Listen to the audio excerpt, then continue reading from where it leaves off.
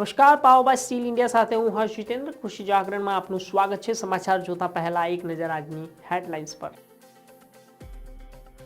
દુનિયામાં વધુ એક જીવલેણ વાયરસનો કહેર. યુરોપના અનેક દેશોમાં ફેલાતા લોકોમાં હડકંપ. વાંદરાઓના આતંકથી પહેલો ખેડૂતો ચિંતિત થયા, હવે ભારે નફો કમાઈ રહ્યા છે. બાંગ્લાદેશમાં કટોકટી વચ્ચે ટામેટાની નિકાસ અને ભાવમાં ભારે ઘટાડો, ખેડૂતો ચિંતિત. મુખ્યમંત્રી ભૂપેન્દ્રભાઈ પટેલ રક્ષાબંધનના પાવન પર્વની ઉજવણી રાજ્યના મહિલાઓએ હાજરી આપી. અમદાવાદ મહાનગરપાલિકા દ્વારા અંદાજિત 944 કરોડના ખર્ચે નવનિર્મિત યોજનાનો પ્રારંભ. સમાચાર જોઈશું વિસ્તાર. બ્લુટંગ વાયરસ મીજ નામના નાના જંતુઓ દ્વારા ફેલાય છે. સામાન્ય રીતે આ જંતુ પાણીવાળા અથવા તો ભેજવાળા વિસ્તારોમાં જોવા મળે છે, પરંતુ હવે તેનો આતંક સમગ્ર યુરોપમાં ફેલાઈ રહ્યો છે.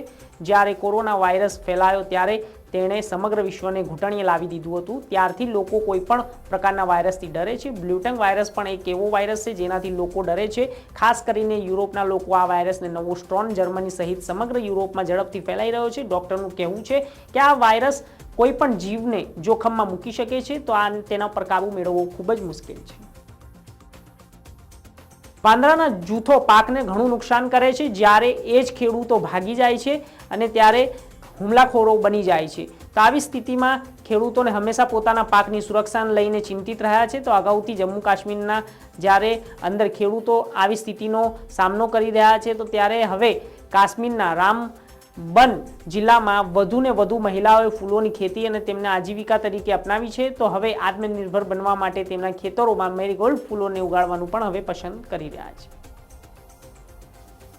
પડોશી બાંગ્લાદેશમાં રાજકીય અશાંતિએ કોલારના ખેડૂતોને અસર કરી છે, જ્યાં ટામેટાના ભાવમાં ઘટાડો થયો છે, કારણ કે પશ્ચિમ બંગાળના વેપારીઓ બાંગ્લાદેશમાં ટામેટાની મોકલી શકતા નથી.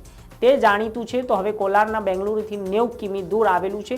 એશિયામાં બીજા સૌથી મોટા ટામેટા બજાર તરીકે જાણીતું છે. બાંગ્લાદેશ, ઇન્ડોનેશિયા ઘણા ભારતીય બજારોમાં આવશ્યક ભારતીય ખાદ્ય સામગ્રીનો સપ્લાય કરે છે. બાંગ્લાદેશમાં નોકરીના ક્વાટાને લઈને અશાંતિ જાળવવા મળી છે. તો જ્યારે જેના કારણે પૂર્વ વડાપ્રધાન શેખ હસીનાએ પણ રાજીનામું આપીને ભાગવું પડ્યું હતું. તો આ વચગાળાની સરકારની અંદર સત્તામાં આવ્યા પછી પણ હિંસા ચાલુ છે.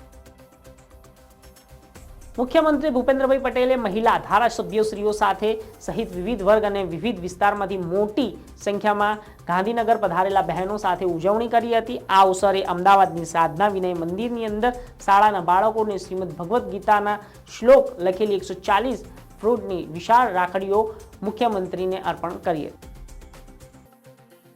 કેન્દ્રીય ગૃહ સહકારમંત્રી અમિત શાહ વરદ હસ્તે તેમજ મુખ્યમંત્રી ભૂપેન્દ્રભાઈ પટેલ ઉપરાંત રાજ્યના મંત્રીશ્રીઓ તથા અન્ય મહાનુભાવોની ઉપસ્થિતિમાં અમદાવાદ મહાનગરપાલિકા દ્વારા અંદાજિત 944 કરોડની ખર્ચ નિર્માણ નીતિને ઓક્સિજન પાર્ક રિન્યૂ અને તેની સાથે સુએજ ટ્રીટમેન્ટ પ્લાન્ટ્સ અને EWS આવાસો માટે સંકુલ્સ, અર્બન હેલ્થ સેન્ટરને ટોયલેટ્સ અને આંગણવાડી સહિતના 39 કાર્યોનું લોકાર્પણ કર્યું હતું. અંદાજે 59 કરોડથી પણ વધુ અને 4,494 કરોડ રૂપિયાનો કુલ ખર્ચો થયો છે. તેની અંદર ખાતમુહૂર્ત કરવામાં આવ્યું છે. કરોડોના વિવિધ પ્રકારના ખર્ચા પ્રજાલક્ષીને પ્રકલ્પોના લોકાર્પણને ખાતમુહૂર્ત સંપન્ન કરવામાં આવ્યા હતા. મહાનગરપાલિકાના વિકાસ કાર્યોને થકી શહેરીજનોએ અને તેને લિવિંગ વધશે. આર્ટ ઓફ લિવિંગમાં તેમને અમિતભાઈ શાહે વિશ્વાસ મૂક્યો છે. સમાચારમાં બસ આટલું જ. દેશ દુનિયાને એગ્રીકલ્ચર ન્યૂઝ માટે જોતા રહો કૃષિ જાગરણ. નમસ્કાર.